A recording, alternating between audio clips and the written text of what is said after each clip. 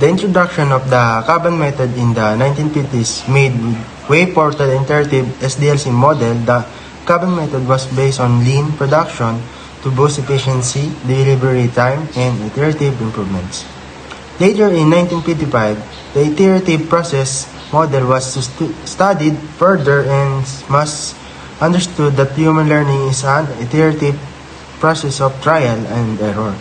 In 2004, Microsoft applied the iterative strategy for software development and other developers followed. In the history, for explanation, Kanban introduced the idea of iterative improvement in manufacturing, which later influenced software development. This step-by-step approach is now fundamental to software development, allowing teams to build and improve products continuously. Okay, so what is an iterative life cycle model? So an iterative life cycle model does not attempt to start with a full specification of requirements. Instead, development begins by specifying and implementing just part of the software, which can then be reviewed in order to identify further requirements. This process is then repeated, producing a new version of the software for each cycle of the model. Okay, so an iterative model is a development approach where the project is divided into smaller segments or iterations, allowing for incremental progress and refinement through repeated cycles. This enables teams to gather feedback, adapt to change, and improve the final product with each iteration, ensuring it better meets user needs. So to be more informed, so the iterative lifecycle model, ito yung paulit-ulit na nangyayari yung process, or ito yung paulit-ulit na nangyayari yung methods na for example, kung ano yung ginawa mo ng process ng una, is yun din yung gagawin mo sa susunod, which means dito po papasok yung mga version 1, version 2, version 3. In an iterative model, a product is developed through successive iteration. Initially, a rough version is created, reviewed, and then refined in subsequent iteration until the final product is achieved. For example, in a painting, the first iteration involves sketching, the second focuses on adding color, and the final iteration completes the finishing touches. In the diagram, when we work iteratively, we create rough product or product piece in one iteration, then review it and improve it in next iteration, and so on until it's finished. As shown in the image above, in the first iteration, the whole painting is sketched roughly, then in the second iteration, colors are filled, and in the third iteration, finishing is done. Hence, in iterative model, the whole product is developed step by step. So here are the iteration model diagram in SDLC. It generally includes a sequence of repeated phases showing how each iteration builds upon the previous one. So here are the basic structure for iterative. So in this diagram is composed of iteration and increment. Iteration and increment is related but different in concept. Iteration, it is a sequence of repeated phases. In this diagram, it is the analysis, design, code, and test, while the increment refers to the gradual growth or improvement of the software as each new iteration. So, for example, we are developing a hill riding application using the iterative model. So, the main feature in this iteration is enabling user to request a ride. So, just like what said earlier, is that in iteration, it doesn't matter to gather all of the requirement as long as you have the main feature or requirement of the system.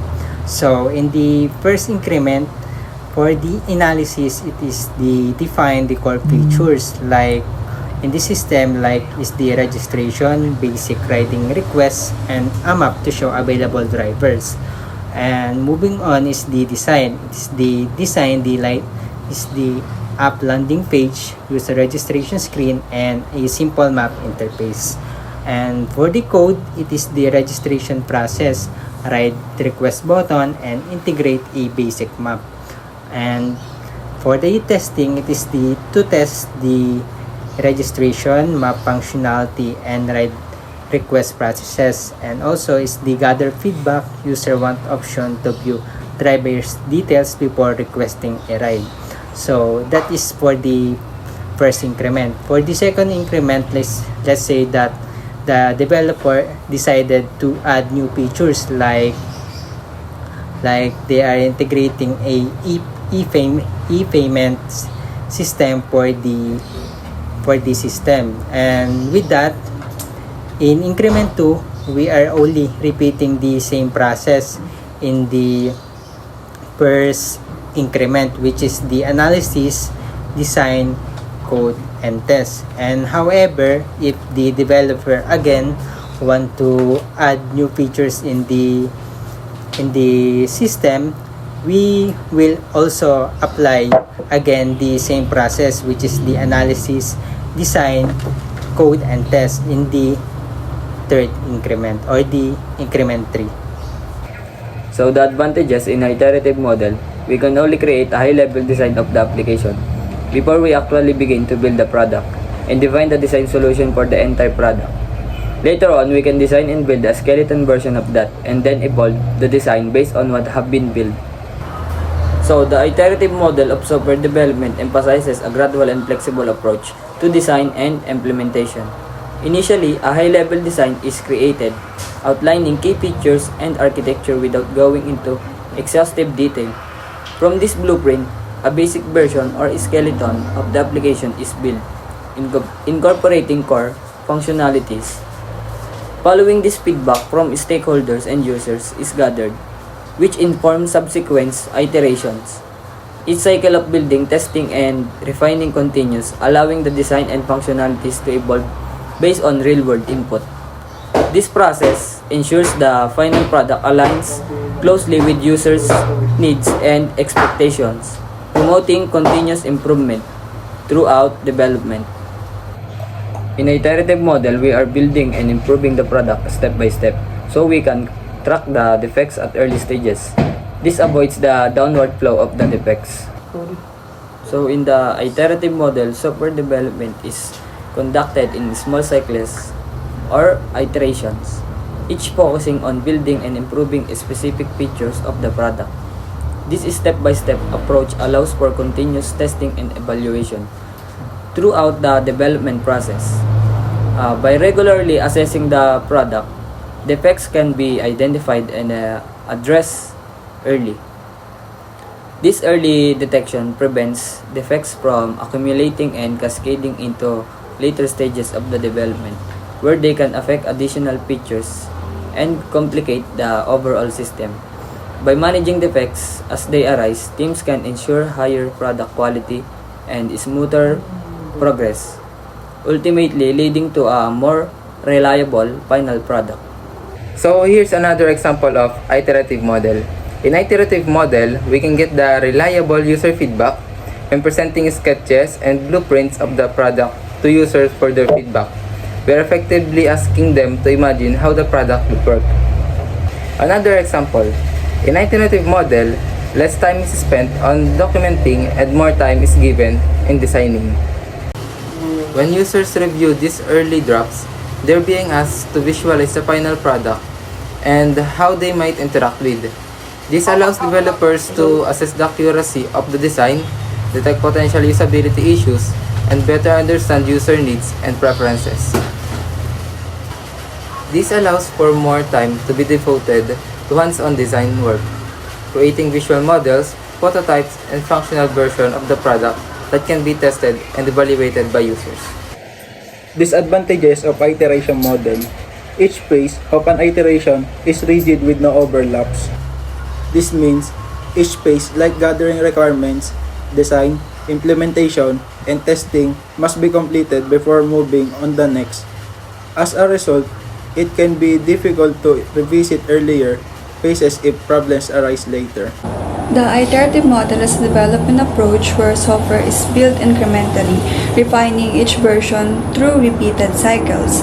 The disadvantages of iterative is it's costly and time-consuming due to repeated cycles. It risks code creep where new features keep being added and can be hard to manage, especially for small projects. That's why it's not suitable for small projects. Missing key requirements early on may lead to unexpected issues. Without clear goals, it may lack direction and require skilled management, which can add to maintenance needs. Unlike the waterfall model, which follows a linear pace-based approach, the iterative models allow for changes after each iteration. When to use iterative model? Requirements of the complete system are clearly defined and understood. The iterative model is best used when you have clear understanding of what the final system should look like. This means that you know the requirement and you can plan out the project step by step, refining and improving the system through multiple cycles of development. Each iteration builds on the previous one, allowing or adjustments and enhancements based on feedback. When the project is big, major requirements must be defined. However, some details can evolve with time. Use the iterative model for large projects where you have a good grasp of the major requirements, but not all the details. This approach allows you to start with a solid foundation and gradually refine and add details as the project progresses, adapting to changes along the way.